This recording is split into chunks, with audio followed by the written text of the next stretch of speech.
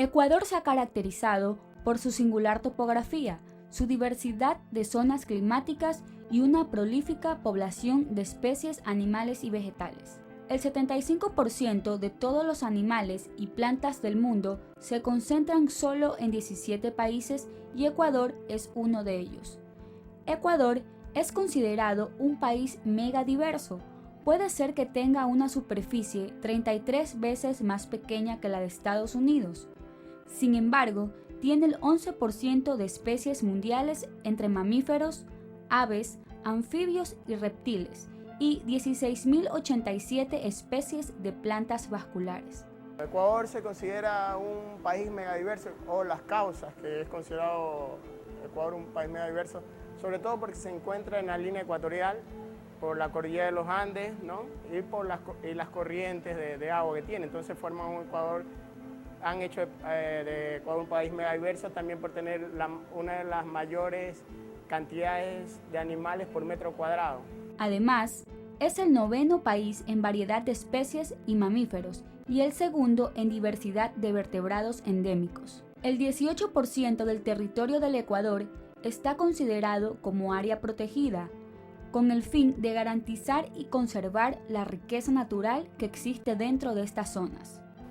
De las 42 áreas protegidas actualmente en el Sistema Nacional de Áreas Protegidas, SNAP, Sistema Nacional de Áreas Protegidas, la mayoría de ellas no tienen plan de manejo ambiental. La mayoría de ellas, pese a tener por lo menos un mínimo personal administrativo, la mayoría de ellas no cuentan con presupuesto suficiente para poder hacer control. Por medio del Ministerio del Ambiente, Ecuador ha elaborado una política de cuidado ambiental bastante moderna, con numerosas leyes para evitar la destrucción de sus ecosistemas y protección de los animales. Y sobre todo, la implementación de la Policía del Ambiente ha ayudado mucho a seguir con esta labor proteccionista. El Ministerio del Ambiente es una institución que ha evolucionado desde el año 96, que fue fundada, a la actualidad ha evolucionado de una manera sostenida, especialmente en los últimos años. El presupuesto del Ministerio del Ambiente ha crecido significativamente y ha pasado más o menos de 4 o 5 millones de dólares al año de presupuesto, ha pasado a 4 veces más. Consecuentemente, su volumen de manejo de proyectos ha aumentado significativamente. Las leyes están, son muy buenas, creo que todas las leyes están, ¿no? El problema es, creo que los fondos que se manejan, ¿no? Bueno, hay 2 leyes fundamentales, ¿no? La ley de gestión ambiental y la ley forestal.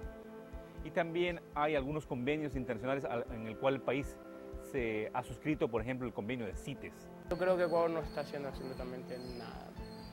Pero pese a las acciones tomadas, Ecuador es el país en Sudamérica que mayor número de especies de mamíferos extintos registra, en total 6. De 142 animales amenazados, 66% son aves, 34% son mamíferos, 49% están en estado vulnerable, 28% están en peligro, 18% en peligro crítico y extintos el 5%. Los ecosistemas son algunos muy frágiles, otros menos. Por ejemplo, hablar de la selva amazónica, aparentemente, bueno, realmente es un ecosistema muy frágil. ¿Por qué? Porque las especies que están ahí son sumamente especializadas. Sin embargo, si hablamos, por ejemplo, de un desierto en donde hay muchas menos especies, aparentemente sería un ecosistema menos frágil. Pero también depende de la especialidad que alcancen las especies. Cuando se habla de extinción, no quiere decir directamente que la especie se haya acabado. Sencillamente y llanamente puede que existan pocos ejemplares y ya esa especie está en una etapa que comúnmente se llama depauperación. O sea, que a pesar de que existan pocos individuos, ya esos individuos que hay no se pueden recuperar. El ara ambigua guayaquilensis o papagayo de Guayaquil es una subespecie endémica del Ecuador que habita en los bosques húmedos tropicales y secos del occidente y según el Libro Rojo de las Aves del Ecuador se encuentra en peligro crítico. Pertenece a la familia de los citácidos, o sea, es un papagayo Mide aproximadamente 80 centímetros, su color es verde, con una franja roja en la frente y bueno, y colores azules. La cola tiene color anaranjado, medio rojizo, pero en general es de color verde, ¿no? Bueno, una de las causas principales son la pérdida de hábitat, ¿no? Sobre todo, como les dije, en el bosque seco queda un 2% de lo que había hace 100 años. Otro es el tráfico, ¿no? Y en menor escala es la caza, muchos menores en la caza de subsistencia para alimentación, ¿no? Es que es la actividad del hombre, el afán de desarrollo humano, caracterizado por la expansión de tierra o reemplazo de áreas de bosque por áreas de cultivo o áreas de pastoreo. Esto de cierta manera elimina hábitats para las diferentes especies. La contaminación también es otro factor que afecta grandemente la biodiversidad. La caza dirigida o selectiva sobre ciertas especies indirectamente puede afectar a otras especies y con ello la biodiversidad, la contaminación del aire, del agua, del suelo y sobre todo lo que es la pérdida de hábitat y fragmentación de estos hábitats, producto de la acción humana en la construcción de carreteras, construcción de ciudadelas, delimitación de áreas específicas, tierras de cultivo, etcétera, etcétera. Bueno, en el país existen más de 300 instituciones involucradas con la conservación del medio ambiente. Dígase públicas, privadas, académicas, más de 300. Y de esas 300 hay 70 ONGs aproximadamente dedicadas a la conservación de la naturaleza, a la protección de la naturaleza. Entre ellas está el Parque Histórico de Guayaquil. La mayor parte de los animales que se encuentran allí han sido donados por personas que los tenían en sus casas como mascotas.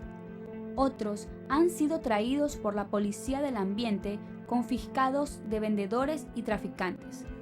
También cuentan con 2 papagayos de Guayaquil. El aporte del Parque Histórico está dado en la concientización ambiental, en el rescate del patrimonio natural, del patrimonio arquitectónico, del patrimonio cultural de la antigua provincia de Guayaquil. Mostrando precisamente este patrimonio al público, generamos en ellos el proceso de concientización y de rescate de estos patrimonios.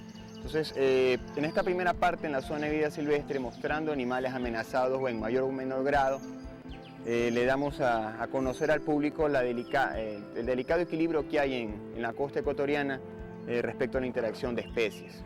Estamos precisamente en programas de interacción e interpretación con grupos de escuelas y de colegios, en los que tienen contacto más cercanos con ejemplares, como en el caso del de papagayo de Guayaquil. También trabajamos con cocodrilos o también con un bebé de oso perezoso. En mostrarles, en acercarlos al animal sin que ellos se vean la necesidad de comprar algún animal silvestre para tenerlo como mascota. Él se alimenta básicamente de frutas y vegetales y ocasionalmente recibe también un poco de semillas de girasol o maníes o nueces inclusive. Como les contaba, para él no es problema alimentarse de ellas porque con la fuerza que tiene en el pico las rompe con facilidad y se alimenta al interior. Estas son aves monógamas, o sea que son fieles, digámoslo así, a una pareja. Una vez que forman una pareja, la conservan para toda la vida. En estado silvestre, si la pareja muere, pueden quizás intentar hallar a otra pareja, aunque generalmente no lo hacen.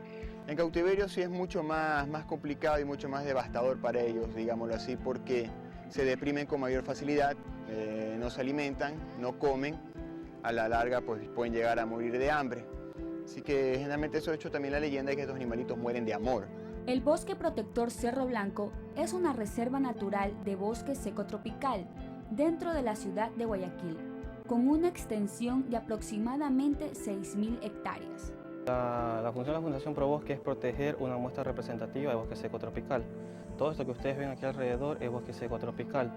Bueno, proteger tanto la flora y la fauna que habitan aquí.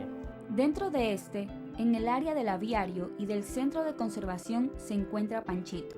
Sin embargo, uno de los proyectos de rescate del papagayo de Guayaquil más ambicioso lo trabaja sin duda la Fundación Rescate Jambelí. La Fundación Ecológica Rescate Jambelí tiene 16 años, viendo que el problema que tenía Ecuador, sobre todo en esa época, sobre el tráfico de animales, se creó un centro de rescate, ¿no? Que es su principal labor, rescatar los animales. Ya después nos dimos cuenta que en el tráfico de animales venían especies que estaban en peligro crítico, como el cocodrilo de la costa, el mono araña de la costa y el papagayo Guayaquil. Sobre todo este último, que tiene menos de 40 individuos, 40, 50 individuos en estado silvestre. Entonces comenzamos a hacer el proyecto, que fue una tarea difícil porque no había un proyecto similar a este, sobre todo, o sea, habían trabajos del papagayo, pero sin ningún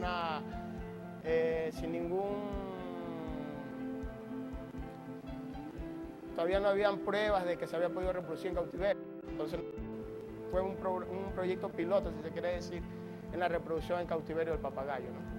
A hora y media de Guayaquil se encuentra la hacienda Jambelí, con su centro de conservación, donde mantienen y rehabilitan más de 300 animales y cuentan con una de las poblaciones en cautiverio más grandes del papagayo de Guayaquil. Ellos ponen 3 huevos. En el proceso de los 3 huevos, uno pone cada 5 días. Y así mismo lo sacan cada 5 días o 4 días, lo sacan ellos. Así hasta que completen los 3 huevos que ellos ponen 3 huevos nomás.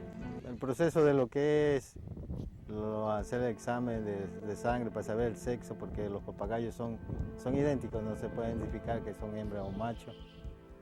Ellos se saca una pinta de sangre o una gota de sangre, se pone en un sobre, eso va en ese papelito viene una bolita ahí se pone la gotita de sangre. Eso se deja secar y eso se envía en unos sobres y se mandan a Estados Unidos al laboratorio y de allá para acá a los 20 días ya viene el resultado del papagayo, si es hembra o macho. Sí, es muy posible recuperar la especie, lógicamente el principio